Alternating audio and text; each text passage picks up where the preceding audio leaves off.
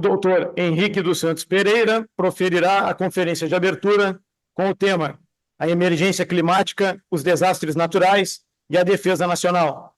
Boa tarde a todos e a todas. Muito obrigado. Antes de mais nada, agradecer.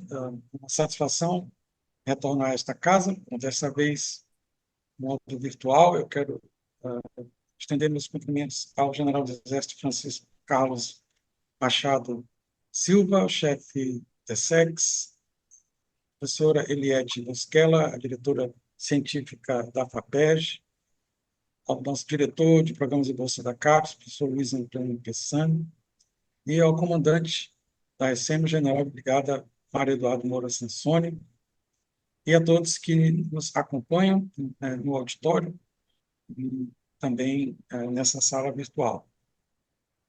Peço desculpas antecipadas se houver uma falha na conexão. Eu estou falando do campus da Universidade Federal do Amazonas, em Manaus, e as condições atmosféricas aqui, às vezes, tornam mais difícil a conectividade. Eu tomei a liberdade de ajustar um pouco o tema inicial proposto para retomar aqui um debate que, penso, nos levará a refletir o que se pretende nesse evento, que é essa interface das emergências climáticas e a defesa nacional. Eu estou usando aqui os recursos e eu chamei o tema que venho trabalhando especificamente, que é uma leitura dos acordos climáticos globais sob a ótica do direito ambiental internacional. Penso que é necessário uma abordagem nessa escala, uma vez que os problemas no enfrentamento da crise climática sob o viés da mitigação requer uma governança global. Quando nós falamos na perspectiva da adaptação, assim, nós estamos falando de uma ação eminentemente local. Mas a mitigação da mudança do clima, invariavelmente, estará sempre dependendo da governança climática global e, portanto, dos acordos do clima. É o que eu pretendo demonstrar na primeira fase da minha apresentação, e, em seguida, eu falarei sobre os impactos do enfrentamento da crise climática na perspectiva da segurança nacional. Então, dividi em 4 momentos: uma breve introdução do princípio das responsabilidades comuns, porém diferenciadas, no direito internacional. Eu faço um resgate da história desse princípio, e o Brasil sempre, como em outros temas do direito ambiental internacional, é um pivô, é um ator importante. Uma análise comparada desses princípios nos 2 acordos, o de Quioto e o de Paris, as mudanças que houve na leitura desse princípio ao transitarmos do acordo de Quioto para o protocolo de Quioto para o acordo de Paris. Uma análise necessária da eficácia desses 2 momentos, o anterior e o atual, considerando as últimas informações sobre as contribuições nacionais, e aí sim terminar falando do tema que é mais próximo ao nosso público e aos organizadores do evento, que é a relação do enfrentamento das emergências climáticas ou da mudança climática e as questões da segurança nacional. O princípio do direito ambiental, a gente pode dizer que nasce com a Declaração de Estocolmo, e especialmente no princípio 21, nós estamos falando de 1972, o princípio 21 fala do direito soberano dos países sobre os seus recursos, ou seja, de decidir sobre os seus recursos, mas aqui a gente já vê a leitura dessa soberania relativizada, porque esse direito de decidir sobre os usos dos recursos não podem impor prejuízos no ambiente dos outros países, das outras partes. E essa é a questão, vamos dizer assim, o pontapé inicial para a estruturação de reconhecimento de um direito internacional de meio ambiente. Destaquei aqui as palavras que são chave. Então, ao mesmo tempo que reconhece a soberania, informa, determina que essa soberania encerra até o prejuízo, ou seja, não pode prejudicar o ambiente dos outros estados. Mas os países em desenvolvimento, liderados pelo Brasil, como sempre tem se repetido, fazem imprimir no princípio 23 uma questão das capacidades, e que esse princípio da soberania ambiental também precisa de uma relativização em função das capacidades. Naquela época, era a questão dos países em desenvolvimento reivindicarem o seu direito ao desenvolvimento. E assim, o artigo 23 fala que, de acordo com os sistemas prevalentes em cada país, quando elas podem ser inadequadas para o desenvolvimento. E essa discussão não terminou, ela continua. A questão da soberania do direito ambiental internacional, ela entra em crise quando se pretende avocar outras questões do direito, como o droit de ingérence, ou o devoir d'ingérence, para questões ambientais. É como se, diante de uma massacre ambiental, seria possível limitar a soberania de um país e garantir, então, que haveria o direito da intervenção, né, de organismos multilaterais para defender a sua população ou preservar o meio ambiente. E o Brasil acaba sendo, novamente, um pivô desse debate. Isso acontece na Declaração de Haia sobre o Ambiente, em 1989, quando, num incidente diplomático, poderia dizer assim, o então primeiro-ministro da França, Michel Rocard, numa entrevista, acusa o Brasil de uma certa incapacidade de cuidar da Amazônia. E aí, de novo, a Amazônia como um elemento, um cenário pivô para a discussão da mudança do clima. Obviamente que isso provocou uma reação imediata da diplomacia brasileira e, no campo nacional, diria, do Poder Executivo, uma motivação para uma mudança na política brasileira, em resposta a isso. Isso foi porque, na Declaração de Haia, tanto no seu item A como C, aparecem esses elementos que a Declaração de Haia reclama de uma nova instituição, uma nova institucionalidade, que se poderia possível forçar uma decisão mesmo quando um acordo unânime, consensual, não tenha sido alcançado. E que essas questões ficariam sobre, e como é, controle da Corte de Justiça Internacional. No Brasil, a reação do governo brasileiro, reafirmando a sua soberania e a sua responsabilidade e capacidade de agir para, por exemplo, a proteção da Amazônia, deu origem ao programa Nossa Natureza. Dessas decisões desencadeadas no governo Sarney, que vão surgir, por exemplo, o IBAMA, que tive a satisfação de dirigir aqui no Amazonas por 6 anos. O programa Nossa Natureza defendia os complexos ecossistemas da Amazônia Legal. Claro, hoje, como venho dizendo e repetindo, se estende a todos os biomas brasileiros, porque todos os biomas são importantes.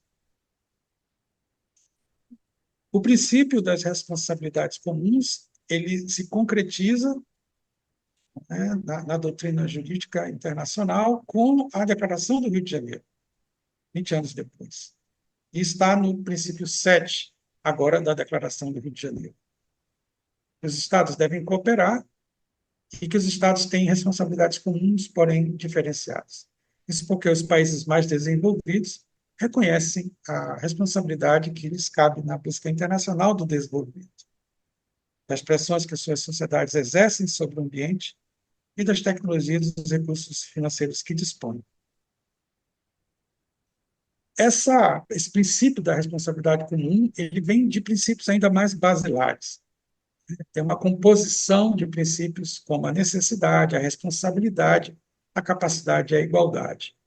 Quando nós fazemos a leitura desse princípio na ótica do direito ambiental internacional, a necessidade se expressa naquele dever de isentar os mais pobres, de contribuir para a ação climática, porque atender às suas necessidades básicas tem prioridade moral.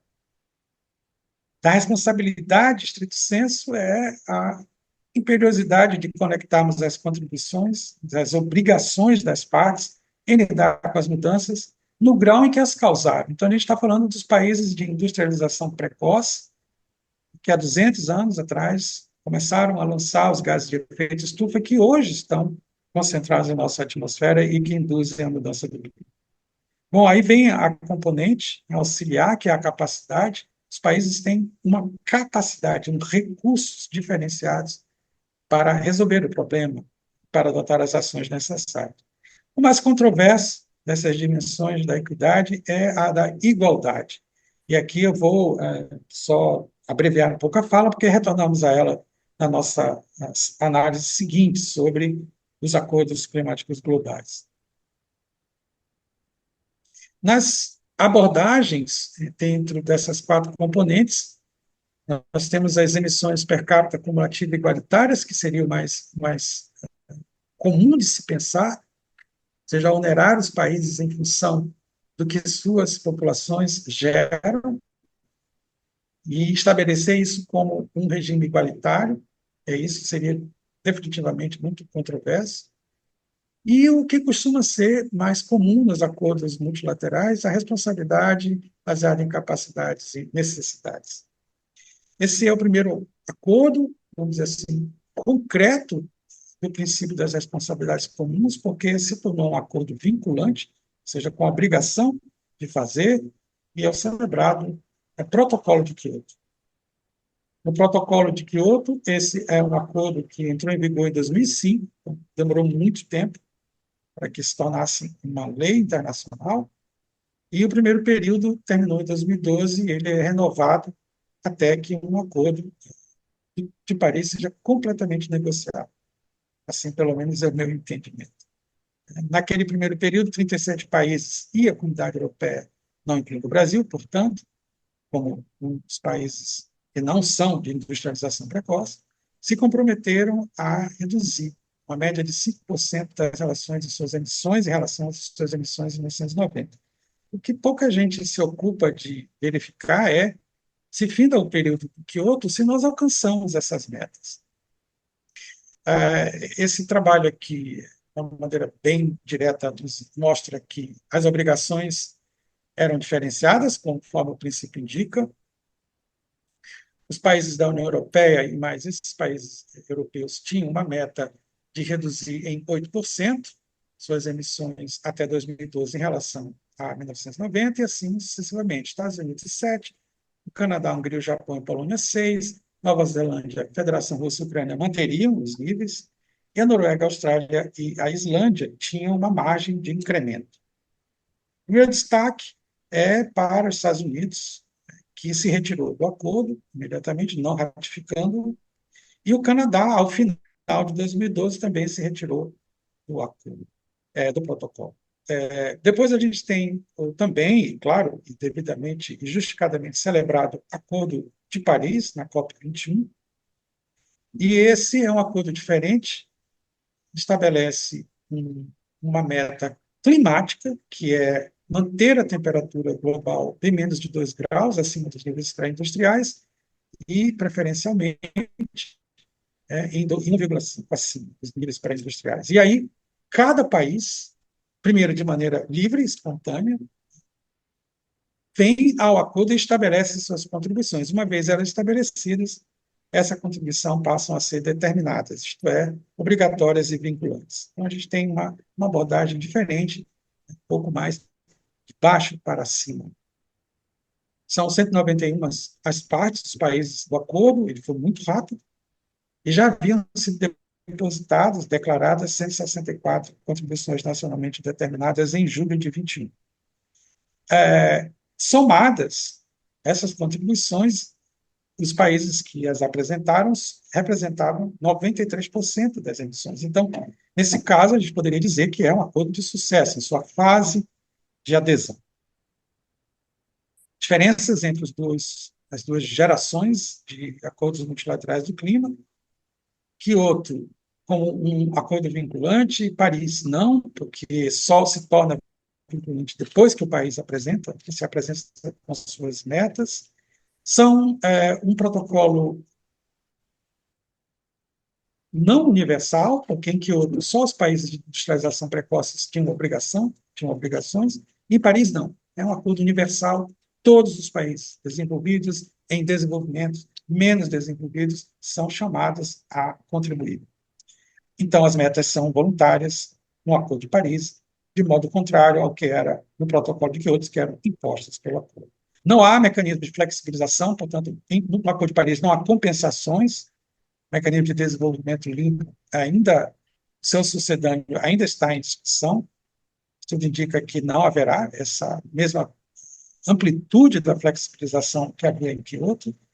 As florestas nativas, que não estavam no acordo anterior, agora fazem parte, nós temos reconhecidamente em plano processo de implementação um mecanismo para as florestas nativas, que é o REDD, e o alvo climático, que agora vamos dizer assim, uma contribuição mais científica, como um sistema de monitoramento. Nós temos um alvo climático, que era diferente, inexistente na acordo anterior.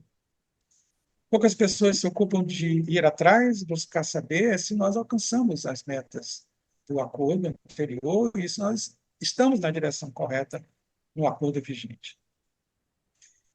O que está em vermelho são os países que não alcançaram as suas obrigações e quanto maior, quanto mais negativa esse índice, ou seja, mais distante está o país, esteve o país em 2012 de alcançar. Como disse, o Canadá não cumpriu sua meta e só se retirou do acordo no segundo tempo. Dentre os países obrigatoriamente a cumprimento, o Canadá aparece como o de mais fraco desempenho. Estados Unidos não consta porque não ratificou o acordo. Os que estão em azul são os países que alcançaram e os valores acima de zero, porque, além de cumprir as suas metas, foram mais além, ou seja, reduziram suas emissões para além daquele percentual relativo a 1990. Então, não vamos apontar o dedo aqui a nenhum país, mas só para saber, então, que países desenvolvidos tiveram desempenhos muito diferentes em termos de seus compromissos assumidos junto ao protocolo de Kyoto. Nós já estamos falando agora do Acordo de Paris.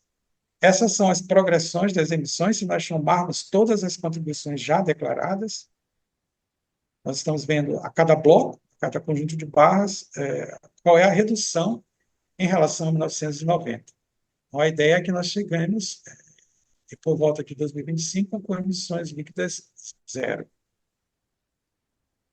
Essa é a projeção dos acordos que existiam até 2021, e nós estamos aí com uma projeção nessa regressão até 2030, e nós vemos que as emissões se estabilizam ali por volta de 58 gigatoneladas por ano. Essa é uma leitura independente, eles são o Climate Action Tracker, e eles avaliam os compromissos dos países conforme as suas capacidades, e essa organização divide o desempenho dos países em criticamente insuficientes, países em cinza, altamente insuficientes, os que estão na cor vermelha, insuficientes na cor laranja e praticamente ou quase suficientes na cor amarela. Isso é atualizado para 2024. E, claro, nos interessa saber a leitura que há do compromisso brasileiro. Ele é considerado insuficiente. Não é só uma questão numérica, mas é o que o país propõe para o acordo diante da sua capacidade concreta, né, de reduzir as suas emissões. A leitura que o Acordo de Paris tem atualmente, considerando os compromissos que os países apresentaram, é que o nível de global de emissões, como disse, em 2023 será maior do que foi em 2010. Então, nós vamos emitir mais do que no passado recente. E o ideal é que ele fosse 45 vezes, 45% menor e próximo ao zero em 2050.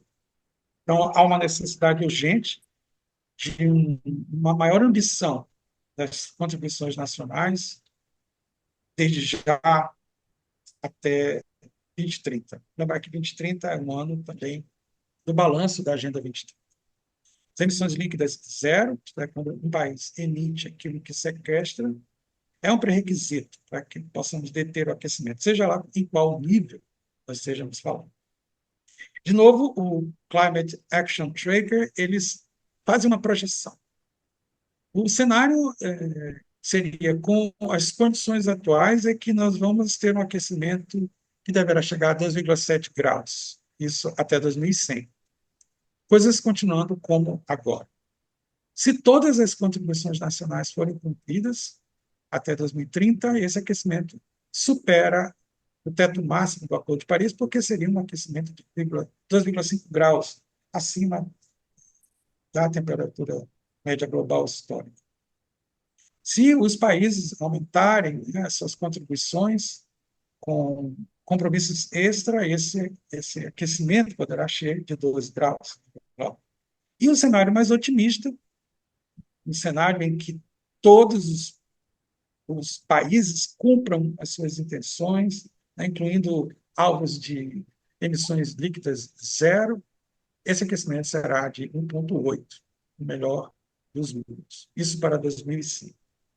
O fato é que, entre o cenário, vamos dizer assim, mais realista, menos positivo, menos otimista, e o mais positivo é que nós estamos, como observamos no dia a dia, ainda que não da forma prevista, uma trajetória de aquecimento climático acelerado. Assim, dessa questão da leitura, nós podemos concluir que a Convenção Quadro das Nações Unidas para a Mudança do Clima, ela reforça o ideário de uma soberania responsável, mas ela se distancia daqueles conflitos provocados pelas excepções favoráveis a uma soberania relativizada. E aí, assim, eu quero lhe dizer que o INPA também é uma resposta do governo brasileiro da afirmação da nossa soberania responsável pela Amazônia. Essa leitura essa nova leitura do princípio das responsabilidades comuns diferenciadas e capacidades foi um avanço, é um avanço, porque ela se aproxima mais de uma leitura do princípio da equidade.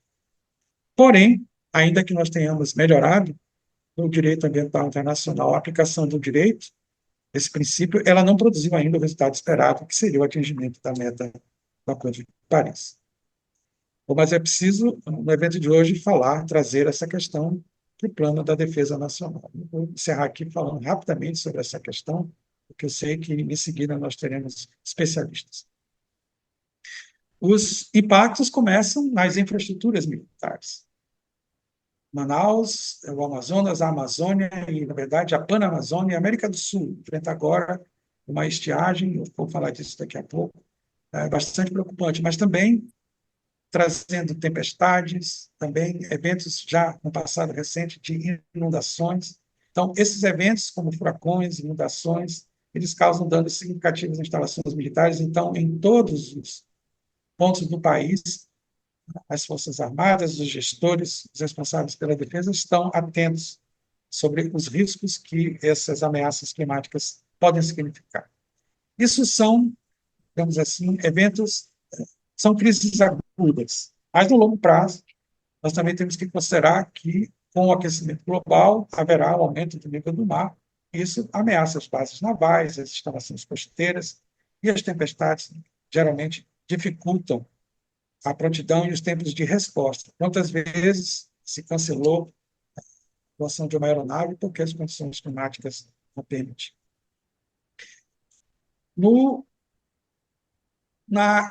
Então, assim, na crise crônica já, nós vamos observar a disputa por situações de escassez de recursos. Nós estamos falando, por exemplo, de água, eu vou falar sobre isso, mas também de terras aráveis. Isso vai afetar as comunidades, forçar a migração, o aumento dos refugiados climáticos. Esses grupos de refugiados eles vão pressionar as relações entre os países e isso pode tornar ainda mais graves os conflitos. Novos conflitos vão surgir por causa dessa escassez e esse deslocamento forçado das populações.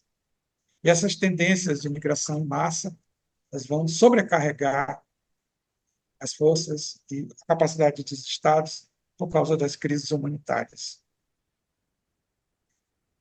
A Amazônia é um bioma central para o equilíbrio climático. E as ameaças da mudança do clima, que colocam em risco a manutenção da biodiversidade e dos serviços ecossistêmicos, representam um grande risco. Isso também, obviamente, irá exacerbar o planeta inteiro os conflitos sobre o uso da terra e os ecossistemas vitais, como, por exemplo, o Ártico e a Antártida. E um quadro simplificado dessas ameaças, a escassez de recursos com principalmente o Sahel e o Oriente Médio, como as regiões mais afetadas, os eventos extremos exacerbando as crises humanitárias, é uma crise global, a disrupção ecossistêmica, um destaque aqui para a Amazônia, para o Ártico, para a Antártida, a perda da biodiversidade e a pressão migratória. Todas essas têm desdobramentos para a defesa, para as defesas nacionais. Não há que trazer o problema e não apresentar os enfrentamentos. Então, aqui eu trago a questão das tecnologias adaptativas, incorporar em todo o planejamento estratégico de defesa as considerações climáticas, a ameaça climática, pensando na resiliência das infraestruturas militares e na nossa capacidade de responder às emergências, e integrar o clima, a questão climática, no planejamento defensivo. Isso certamente é válido para os operadores do sistema de defesa, mas também para todos os setores do planejamento.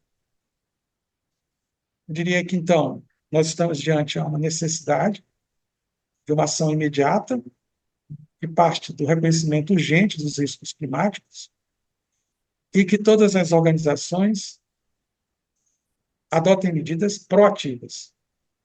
E, nesse momento, a colaboração internacional, as colaborações internacionais são cruciais para garantir a segurança e o bem-estar de todos.